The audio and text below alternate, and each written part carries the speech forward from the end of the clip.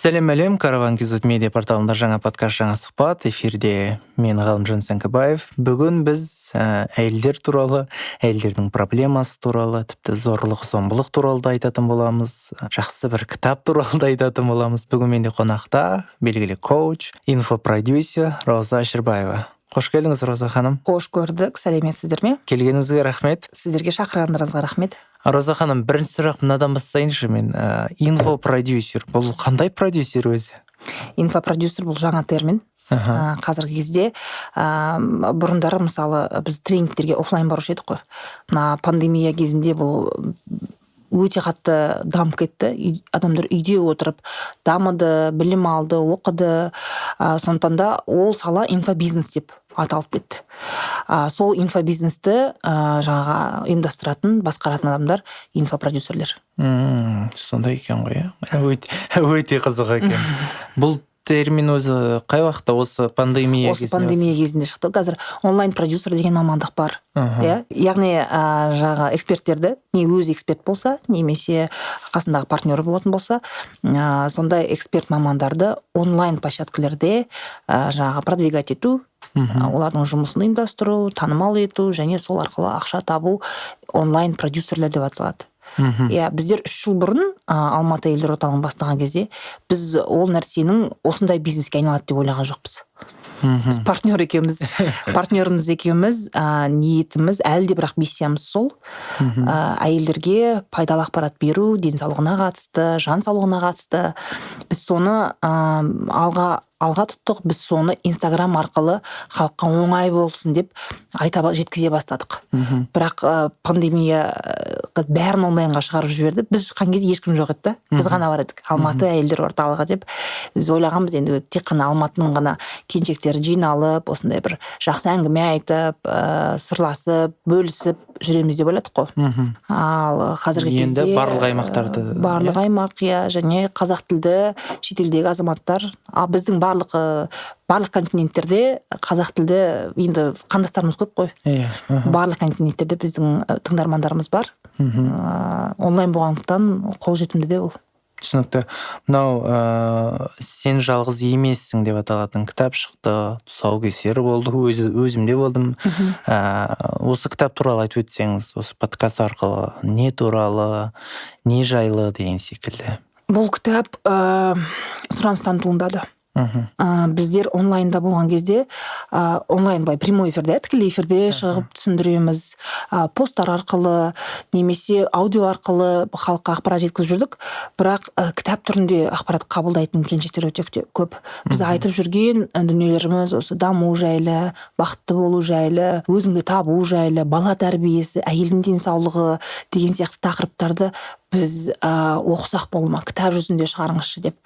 Соны бұл проект негізі кітап 2 жыл, 2,5 жыл жазылған нәрсе. Өзіміздің сол ақпараттарды өңдеп, жазып, реттеп, кітап форматына түсіріп, оның дизайнын ойластырып, атын ойластырып, маркетингін жүйелеп, осы жұмыстарға 2,5 жылдай уақыт кетті. Қазіргі таңда «Сен жалғыз емессің» кітабы бұл әйелдерге арналған психологиялық, мотивациялық және трансформациялық кітап деп айтуға болады. Мынау ішіне енді дінге қатысты бар ғой? Бұл қаншалықты қиын, яғни ол жерде енді тексеріс көп деген секілді. Біздің мемлекетіміз осы жағынан өте қатты жұмыс істейді. Яғни бізде өзі Қазақстан мұсылмандар діни басқармасы бар, және ол басқарманы жүйелейтін, қарайтын органдар да бар. Әрине қазіргі таңда жаңағы теріс ағымдағы діни ақпараттар көбейіп кетпеу үшін осы 2 мекеме қатты жұмыс істейді. Ал біздің кітапта діни деп айта алмаймын, бірақ жақсы мотивация беретін хадистер, нақыл сөздер, сүрелерден бір үзінділер бар, бір жанға жылу сыйлайтын, мотивация сыйлайтын сөздер бар. Осы сөздер теріс ағымда емес пе, және осы сөздер дұрыс орнында тұрма, оның мағынасы тәпсірі дұрыс па деген біз енді өзімізше біздікі дұрыс қой, бірақ осы мәселені жаңағы мемлекеттік органдар тексеріп, нақтылап, бұл дұрыс демегенше кітапты әрине халыққа тарату жауапсыздық деп айтуға болады. Сондықтан да қазіргі кезде біз уже бір мекемеден алып қойдық. Кітап жазылмай тұрып алып қойғанбыз бір мекемеден, жаңағы мұсылмандар діни басқармасынан. Ендігі тағы 2-ші мекеме бар, сол жерден хат күтіп отырмыз. Яғни ол рұқсаттар болмай сіздер кітаптарды сата алмайсыздар, иә? Егер ішінде діни жаңағы отрывоктар, үзінділер болмаса сата бересіз. Вообще дінге қатысы жоқ, ешқандай бірде бір хадис қоспаған сондай материалда кітап болатын болса сата бересіз. Бірақ бізде болғандықтан біз осы мәселеге жауапкершілікпен қарап отырмыз. Мынау жаңа айтып қалдыңыз ғой, қазақ әйелдер орталығы, иә? Алматы әйелдер орталығы, иә. Бұл академия қыз-келіншектерге арналған. Қай уақытта құрылды? Біздер бастапқы мақсат қандай еді? Біздер 2018-де құрылдық. 3 қыз болғанбыз басында. Кейіннен бір қыз өзі бөлек кетті. Қазіргі кезде партнеріміз екеуміз. Басында біз үшеуміз құрылған кезде біздің алғашқы ең басты мақсатымыз, біз енді ойладық қой, біз Алматыда тұрамыз үшеумізде. Алматыдағы қыз-келіншектердің басын қосайық деп. Сол 2018-де июньде біз расында бас қостық. Бір 40-50 шақты қыз-келіншек келді, әңгіме айттық, мотивация бердік, бір-бірімізге сырластық деген сияқты. Соны ары қарай бұл жаңағы жайлап онлайнға өтті. Өйткені қыз-келіншектер енді күнде кездесуге келе бермейді. Оңай емес қой, енді сен отбасылық жұмыстарың бар, бала-шағаң бар, күйеуің бар деген сияқты. Онлайнға өте бастадық. Біздің басты мақсатымыз орталықты құрғандағы бұл әйелдерге ақпарат беру, өзіміздің білгенімізді жеткізу. Әйел денсаулығы бойынша менің экспертім, менің қасымдағы партнерім, ол именно әйел денсаулығы бойынша эксперт. Халықаралық дәрежедегі тренер. Мен өзім коучпын. Біз әрине өзіміздің білгенімізді бергіміз келді, және ол тек қана Алматыда болады деп ойлады. Сондықтан да ол Алматы әйелдер орталығы болды. Қазіргі кезде әрине бүкіл біздің аудиториямыз миллионға жуықтайды. Және бүкіл мемлекетке таралды, және басқа да мемлекеттерді біз тыңдайды. Миссиямыз қазақ әйелдеріне көмектесу болған. Поддержка жасау, қолдау қазақ әйелдеріне. Сосын бір маңызды біз проблеманы көтердік. Ол кітапта да жазылған жақсы. Қазіргі кездегі мынау жаңа қазақстандық қоғамда тәуелсіздігімізге 30 жыл болды, біздің қазіргі жаңа дәуірде қазақ әйелінің образы қандай? Қандай қазір? Өзіңіз ойлап көріңіз, қазақ әйелі кім? Оны мысалы Абайдың әжесі дейік, олар енді ол кісілер енді 100 жыл бұрын өмір сүрген, 200 жыл бұрын өмір сүрген, Әлия мен Мәншүк па, кім ол? Олар әр заманның өзінің асыл аналары, асыл қыздары болды да, қазіргі кезде қазақ әйелінің образы кім? Осы идеология болмағандықтан көптеген теріс ағымдар да көбейіп кетті қоғамда. Біздің енді мақсатымыз сол, қанша дегенмен біздің менталитетіміз, ол қазақилығымыз бар, салт дәстүріміз бар, шариғи жолмен де жүреміз. Тіптен жаңағы дінге бет бұрмайтын қыздар да бар, мәселе ода емес, бірақ өзіміздің қазақ тілдегі қазіргі қоғамға қазір жан-жақтан ағып келіп жатқан неше түрлі ақпараттар бар ғой. Соны фильтрлеп, бізге дұрыс келетін, бізге менталитетке дұрыс келетін ақпаратты беру. Және сол қазіргі заманауи қазақ әйелінің образының қалыптасуына бір кішкене де болса атсалысу болған. Сондықтан да бізде осы кітап шықты. Сен жалғыз емессің. Ол туралы біз үшін де көп айтамыз. Қоғамда әйелдердің көтеретін проблемаларын көптеп көтереміз. Сондықтан да біздің басты миссиямыз осы. Түсінікті. Мынау қазіргі таңда феминизм сөзі трендке айналды ғой. Феминизмге өзіңіздің көзқарасыңыз қандай? Өзіңізді феминист деп санайсыз ба? Өзімді феминистпін деп санамаймын. Феминист жалпы сөзіңізді бөліп кетейін. Мынау әйелдерге қатысты қандай да бір мәселе қозғалған кезде осы сөз көбінесе қазір қозғалып жүр. Әйелдер деген кезде феминизм деген сөз. Негізі жалпы қоғамда феминизм туралы дұрыс емес көзқарас бар. Көбісі феминизм туралы айтылған кезде, яғни феминизм деген әйелдің құқығын қорғау ғой. Әйелдің құқығын көп сөйлейді. Әйелдің құқығын қорғау үшін еркекті тәрбиелеу керек, немесе еркекті жаңағыдай еркекке қарсы шығу керек дейді. Көп адамдардың ойы сондай. Сондықтан да ер адамдардың көбісі феминист десе шаштары тікіліп тұрады. Осы сұмдық кім? Ол жерде мәселе әйелдің құқығын біреуге қарсы қорғау емес, жалпы әйелдің қоғамдағы өз орны сол туралы ғой. Оның психологиялық жағдайы, оның денсаулығы, оның дамуы, тек сол ғана. Бірақ қоғамда феминизм туралы дұрыс емес көзқарас өте көп. Яғни феминист феминистка деген кезде ол обязательно ер адамға немесе жалпы қоғамға қарсы шығатын әйел түрі елестейді. Сондықтан да мен өзімді феминистпін деп есептемеймін. Хотя егер де менің жұмысымды зерттесеңіз, иә, мүмкін ол феминизм шығар. Бірақ қоғамда мен өзімді феминистпін деп айтпаймын, активно ол жөнінде жұмыс істемеймін. Менің жұмысым ол қарсы шығу немесе борьба емес та. Менің жұмысым ол қолдау, ол дамуға көмектесу. Жалпы өзіңіздің көзқарасыңыз қандай? Феминизмге ма?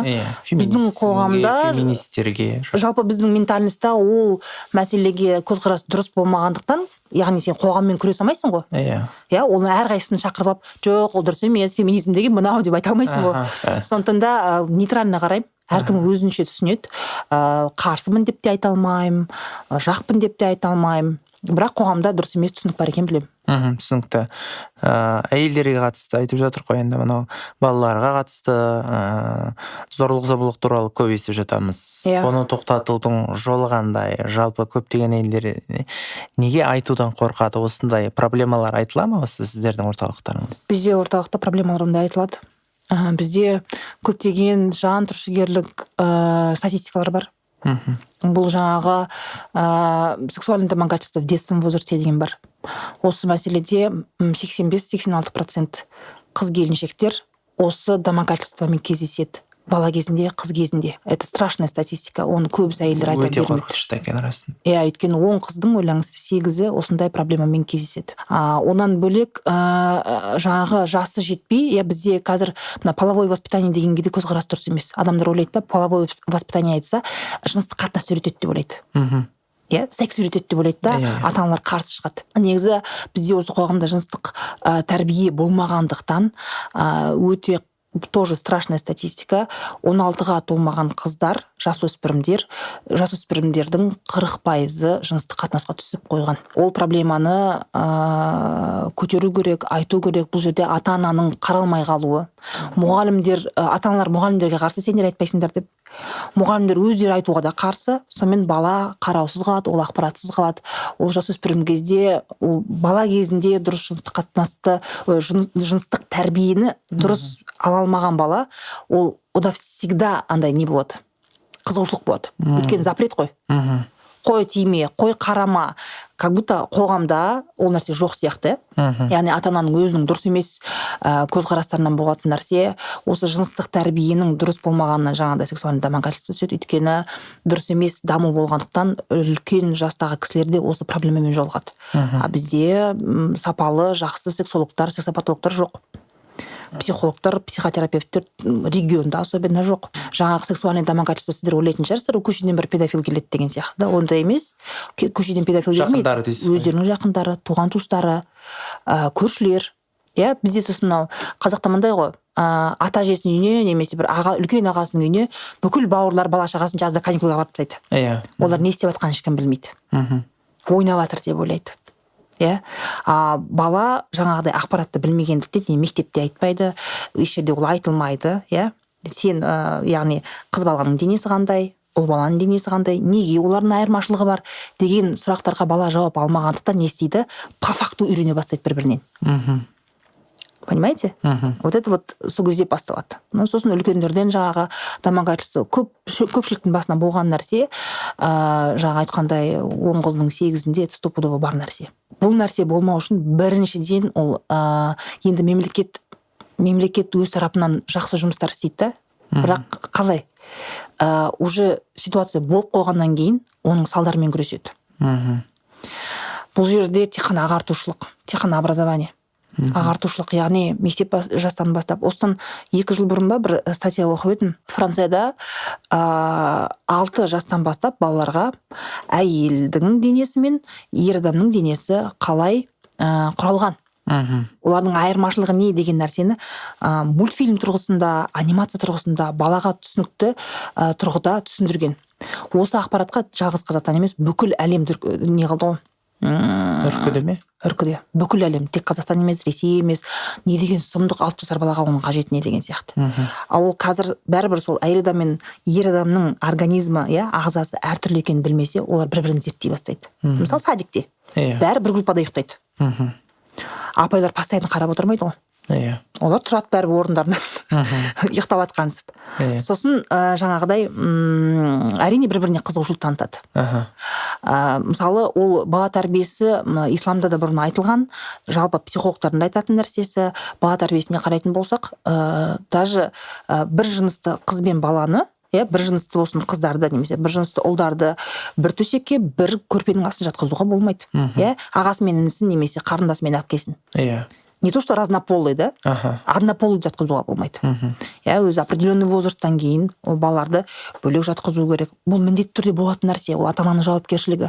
Егер сен балаларыңа сондай жилплощадь не можешь обеспечить, онда отбасына онда жоспарлау керек.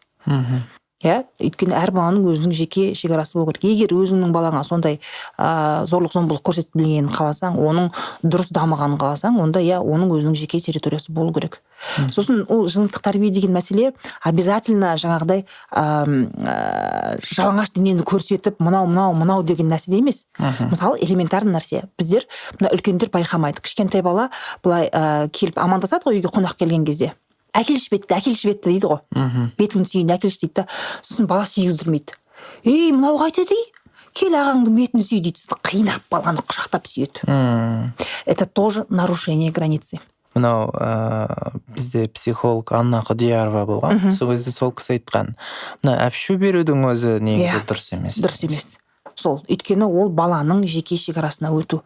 Мәселене, балада ойда, мысалы, біздің миымыз өте қызық не істегенде жұмыс істейді.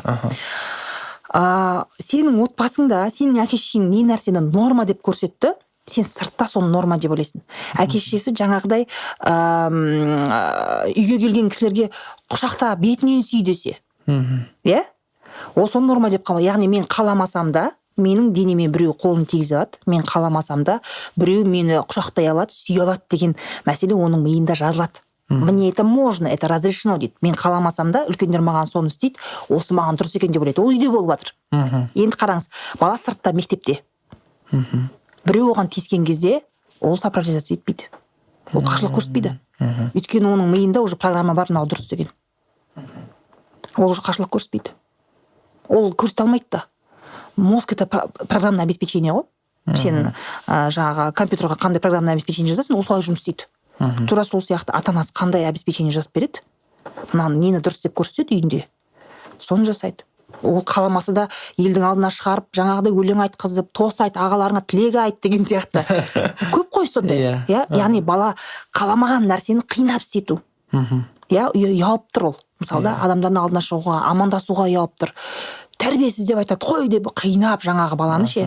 Сөйтмесе де ол сыртқа шыққан кезде, жаңағыдай сырттан басқа біреулер оған оның шекарасына өтетін кезде ол қарсылық білдіре алмай қалады. Сондықтан да ана ойлайды, неге осы біреулер жаңағыдай сырттан мақұл жаңағы домогательство болған кезде неге ол қашпады? Неге ол орнында тұрып қалды бала? Страх сковывает дейді ғой, қорқыныш ана баланы парализовать етіп қалады. Өйткені сен соған көн деген программа бар басында. Бұл өте маңызды. Яғни жыныстық тәрбие деген ол тек қана жаңағы мен айтқандай емес, мынау еркектің денесі, мынау әйелдің денесі деген мәселе емес. Ол элементарно жеке шекараңды қорғай білу. Ата-ананың балаға айтатын определенный ақпараттар бар, осы өзінің денесін қорғау бойынша. Оның бәрі көптеген шетелдік мемлекеттерде протокол ретінде жазылған, және ата-аналарға үйретіледі ол. Бізде ондай пока жоқ. Біз өзіміздің сабақтарымызда айтамыз соны. Қалай балаға, сен ата-анасы күнде қасында ғой, ол өзі киініп жатқан кезде түсіндіріп айту керек. Қызым, сен деген білесің ба, сенің денеңді сен тек қана өзің көре аласың, және мен маман ғана көре алам. Жуынған кезде, киініп шешінген кезде соны айтып отыр керек. Жаймен соны жасап отырып, ұрсып емес. Сен жетпегір қашан осындай емес. Жай ғана, қызым, білесің бе? Мынау сенің денеңе ешкім қол тигізе алмайды, ешкім қарай алмайды. Вот правила нижнего белья деген правила бар бізде шетелде, в Америке, кажется, разработано. Орыс тіліне аударылып, кейбір частный мектептерде, частный садиктерде соны мұғалімдер үйретеді, және ата-аналарына береді балаларға үйретсін деп. Бірақ ол өте қымбат сондай мемлекеттік емес мекемелерде, бала тәрбиесі бойынша. Ал біздің мемлекеттік мекемелерде оны айтпайды. Тегін ақпарат неге айтпайды деймін, әке-шешелерге айтып алып. Оны соны айтпайды. Өкінішке орай бізде енді мына мектептерге, білім органдарында бізде достық жоқ. бірақ бізді сол балалар тәрбиелеп отқан мамалар қарайды. Әйтеуір барынша өзіміздің тарапымыздан осы ақпаратты беруге тырысамыз. Өте қорқынышты статистика екен расында да. Сізге мынау осы орталыққа бір сізді бір таң қалдырған, жуть дейді ғой орысша, сондай болған бір оқиға болды ма мысалы келген? Ғалымжан, шыны керек, мұндай оқиғалар өте көп. Өте көп. Оның қайсыбірін айтасың? Анау бір ең әрине қиындары ол жаңағы зорлық зомбылық, немесе әке-шешесіне. Менде бір осындай бір оқиға болған. 4 жасында қыстың күні әкесі анасын ұра бастайды ішіп келіп. Жаңағы ұрыс керіс ұзаққа созылады, бала шошиды. Жасым примерно 4-те дейді, қыз баласы ғой. Үйдегінің бәрін қиратып, бәрін лақтырып, сөйтіп жаңағы қызды да шешесінде далада суыққа қарға қарай қуады әкесі. Енді ауылдарда, мына мал бағатын ауылдарда көбіне үйде мылтық бар ғой, білесіз ғой. Иә. Есін білмейді, видимо, көз алдында, жаңағы қыздың көз алдында әкесі шешесін атып өлтіреді. Охотничий ружье, представьте. Ол енді адамға атқан кезде ол шашып жібереді ғой. 4 жасар баланың есінде сол. 4 жаста болса да есінде, все помнит. Қалай сол кезде ауылдың шулағаны, бәрі есінде. Это сильная психологическая травма. Ол өмір бақи, ол ауыр жүк. Ол әкесі түрмеге отырды. Ол қыздың жазған себеп ол шығады деді скоро. Әкем уже скоро шығады деді. Жас қыз. Видимо, сол 25 жылға ма кеткен шығар. Примерно 20-22-дегі қыз, кажется. Жасын точно білмеймін, бірақ уже әкем скоро шығады деді. Мен енді не істейтінін білмеймін дейді, қорқамын дейді. Ол мейлі қорқсын, мейлі араласпай кетсін әкесімен, мәселе ол үлкен психологиялық травмада. Ол адамдарға, әлемге сенуден қорқады. Ол постоянный стресс, постоянный тревога. Әрине, мен коучпын ғой. Бұндай травмадағы адамдар, олар психотерапевтке бару керек. Психотерапевт, психологпен көбісі білмейді. Коуч мотиватормын мен. Мен адамдармен мақсатқа жету, мотивация беру, даму деген мәселені көтерем. Психологтар жан дүниемен жұмыс істейді, бірақ олар врач емес. Психотерапевттер, олар уже врачтар. Олар кәдімгі медицинаны оқыған, және жаңағыдай травмамен келген кісілерге дәрі-дәрмек жазып беретін сондай мүмкіндігі бар. Олардың білімі тереңірек. Сондықтан да бұндай қатты стресс травма алғандарға психотерапевт маманға бару керек. Түсінікті. Мынау біздің қоғамдағы кішкентай қыз балаға болашақ ана деп қарайтын түсінік туралы не айтасыз? Мен ойлаймын, кішкентай кезінен болашақ ана деп айтқанда, бұл жерде мен түсінемін, бұл сөз бүгін кеше пайда болған жоқ қой. Ол сөз баяғыдан келе жатқан сөз. Біздің ата-әжелеріміздің келе жатқан. Енді болашақ ана дегенде, оның енді әйелдік болмысын, нәзік денесін сақтау мәселесінде болашақ ана деп айтатын болар деп ойлаймыз. Біздің әжелеріміздің әжесі. Бірақ қазіргі кезде енді мынау феминистер деп жатырық, сексистер деп жатырық, басқа деп жатырық. Қазір любой бір сөздің астарынан бірдеңе тауып алуға тырысады ғой енді. Қоғамда қазір бәлеқорлар көп. Бірдеңе жазсаң, сен феминист емессің ба, сен сексист емессің ба деген сияқты қазір сондай адвокаттар көбейіп кетті, полицейскийлер көбейіп кетті, осындай моральный полицейскийлер да. Қазір енді сол болашақ ана болуға дайындау дегенге қалай ойлау мүмкін? Бүйтіп ойлау мүмкін да, қызға уже мойнына міндет іліп жатыр. Вдруг ол ертең бала туғысы келмейді, немесе денсаулығына байланысты туа алмай қалады. Сонда ол не істейді деген сияқты бәлеқорлар болуы мүмкін да. Бұл жерде дұрыс түсіндіре білу, болашақ ана ретінде әрине қоғам қарауы мүмкін, бірақ жауапкершілікті ата-анаға арту керек. Ата-ана қыз баланың денсаулығына, ұл баланың да денсаулығына, кішкентайынан оның дамуына мән беру керек. Почему-то бізде ата-аналар, білмеймін неге екенін, мектеп бітіретін кезде балаларына қарай бастайды ғой. Ескертсе ма сол кезде? Мына бала оқуға түсу керек қой, диплом болмаса не болады деген сияқты. Оған дейін ол не істеп жатыр, шаруасы жоқ. Ол не ойлап жатыр, оның психологиялық даму жағдайы қалай болып жатыр, оның көңіл күйі қалай болып жатыр, қандай стрессте ол. Өйткені мектептің уақытында алғашқы махаббат, подружкалармен дұрыс қарым-қатынас болмау, буллинг, бәрі неде ғой, газлайт, бәрі мектепте болады. Оның бәрін қарамайды. ата ана қарамайды. Жаңағы харассмент, буллинг, газлайтинг бәрі мектепте болады. Оған нең қарамайды. Мына баладан ештеңеге қызықпайды. Мен білмеймін, бұл бала неғып өзінің мамандығын білмейді деп ұрсады. Ол қайдан білесің, оның проблемасы басқа нәрседе. Ол мамандық аламын деп ойлап отқан жоқ. Ол әке-шешесіне айта алмады өзінің ішіндегі мұңын. Контакт жоқ баламен. Айтып отырмын, мектеп бітетін кезде естеріне түседі. Мына бала ағылшынша білетін бе, ертең оқуға қалай түседі деген сияқты. Да, вот проблема в чем? Баланы туады, қарамайды. Әйтеуір тамағы бар ма? Бар. Үйі бар ма? Бар. Болды. Тек қана тамақ. Яғни бізде бала тәрбиесі және отбасыны жоспарлау туралы ақпарат өте бірандай дұрыс емес беріледі деп ойлаймын. Отбасын жоспарлау туралы бізде барлық поликлиникаларда, гинекологиялық отделдердің бәрінде айтылады. Бірақ ол әйелге түсіндіру жағынан емес, бір сен енді тума деген сияқты түсіндіретін сияқты да. Сондай сияқты отбасын жоспарлау десе сонда не бала тумаймыз ба дейді да. Отбасын жоспарлау деген бала тумау емес. Отбасын жоспарлау деген сен өзің шамаңа қарау керексің да. Ол балаға жаңа айтқандай күтім керек, тамағы керек, тәрбиесі керек. Қазіргі кезде мысалы жағдай енді шүкір ғой қазір. Қанша дегенмен тамақ бар. Тамақтан қиындық жоқ.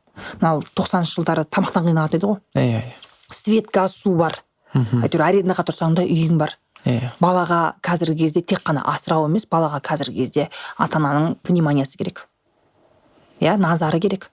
Сен соған жыл сайын бала туған кезде сен ана балаларыңа сөйтіп өзіңнің вниманияңды, махаббатыңды беруге уақытың бола ма, болмай ма? Жылда бала туатын болсаң, конечно, болмайды, миың ашып қалады. Баланы қарау қиын. Особенно бірінен кейін бірін туған кезде, уже қазіргі кезде айтып жатыр да, 3 балаң бар ма? Нянька керек, значит. Сен жалғыз өзің үлгермейсің. Аралар 1 жас, 2 жас, 3 балаң болатын болса, нянька болу керек. Бізде 5 бала туады, қайдағы нянька? Сондықтан да отбасын жоспарлау ол басынан басталады. Ол екі адамның, әйелі мен күйеуінің, ерлі зайыптының ол отырып сөйлесіп, біздің табысымыз қандай, біздің психологиялық тұрғыда қазір жағдайымыз қандай, біз жаңа әлемге келетін жаңа адамға біз не бере аламыз деген сұраққа ойлану керек та. Осындай бір саналылық пайда болған кезде қоғамда жаңағыдай страшный историялар азаяды. Түсінікті. Көп рахмет сізге, Роза ханым. Бірақ енді бір қорытынды ретінде қыз келіншектерге біз тыңдап отырған бір қорытынды ретінде айтып өтсеңіз. Қыз келіншектерге мен өзімнің әрдайым айтатын нәрсем. Барынша мәнді, сәнді және қызықты өмір сүруге тырысу керек. Өйткені адам әрқайсысында не бар да, адамдар ойлайды да, бәрі маған байланысты. Мен бір проблемаға шыққан кезде біз айтамыз ғой, сен жалғыз емессің деп кітапта сол да, проблемаға кезіккен кезде бір өзін бір жалғыз өзі қалып қалғандай, сол проблемамен өзі қалып қалғандай сезінеді да. Ондай емес, сен жалғыз емессің деп айтқан себебіміз уже ол проблеманың шешімі бар. Оңай табуға болады. Бұл мәселе, пока сенің кеудеңде жаның бар болатын болса, кез келген проблеманы шешуге болады. Және әрдайым мәнді, сәнді, қызықты өмір сүруге тырысу керек. Өйткені өмір өткінші. Біз өзімізбен бірге не бала шағамызды, не күйеуімізді, не тапқан дүниемізді алып кетпейміз. Ертең мен өзім ойлаймын да, ертеңде уақытың болғанда не есіңе түседі? Сол маңызды деп ойлаймын. Сондықтан да қыз келіншектердің бәріне айтатын нәрсем, отбасы құрсаң да, құрмаймын деп шешсең де, бала тусаң да, тумаймын деп шешсең де, қандай өзіңнің шешімің болса да, әрқашанда өміріңді мәнді, сәнді және қызықты өткізуге тырыс деп айтар едім. Түсінікті. Рахмет сізге, Роза ханым. Бүгін бізде қонақта болған коуч, инфопродюсер Роза Шырбаева және мен подкаст жүргізушісі Ғалымжан Сәңгібаев. Келесі жүздескенше, караван әрдайым жаныңыздан табылсын.